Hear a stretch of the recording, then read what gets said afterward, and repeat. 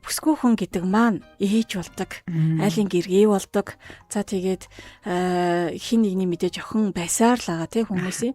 Тэгээ яг нөгөө түрүүний миний хэлсэнчлэн замын уулзуур дээр зогсоод тэр гэрлэн тохоогоор олон тээврийн хэрэгслийг зохицуулж байгаа нэгэнтэй адилхан бид нар энэ олон хүмүүсийн амьдралыг зохицуулах шаардлага гардаг. Тэгээ эргээд ингээд харахад тэр уулзуур дээр бүр ямар ихтэй ингэж эмх цэгцтэйгээр ингэж нэвтэрсэн бэ.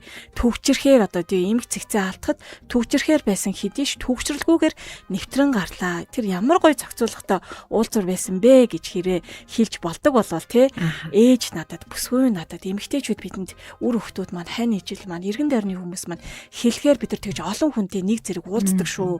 Нэг зэрэг байдаг шүү. Эргээд тэгээ харахад үнэхээр яг зөв байдлыг тэндээс мэдэрчээ. Тэгээд энэ жаргалтай байдлыг амьдралдаа хурааж амсаж иржээ гэмээр хэдүүлээ бас нөлөөлөөсэй гэж бүсгүйчүүдийг хүсэж байгаа юм тий. Ээжигээ талаар эргээд дурсахад тэр дотроосоо гэж байгаа байхгүй. Дотроосоо үнэхээр одоо ингээд зөв байхыг, шудраг байхыг, үнэн байхыг ингэж бүр цаасан, харуулсан. Бүр нэг түргэн дээр хүртэл ийм зарчмыг тогтоож исэн, нэг цаг дээр хүртэл ингэж харуулж исэн. Миний бүр ингэж зүрхэнд амар тод ийм дуу хоолой болоод үлдчихжээ гэдэг энэ коммент бүр амар хатарчихсан байхгүй. Вау.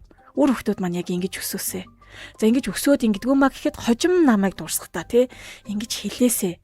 Тэгэхээр зөв байх тэр байдал магадгүй өнөөдөр би ингэж зөв байгаагүйгээсээ болоод олон зүйлээр жаргаж болно л та. Гэтэ тэр зүйлүүдийг өнөөдөр ингэж орхиод золиос гаргаад золиос гэдэг байгаа шүү дээ. Орхиод тий.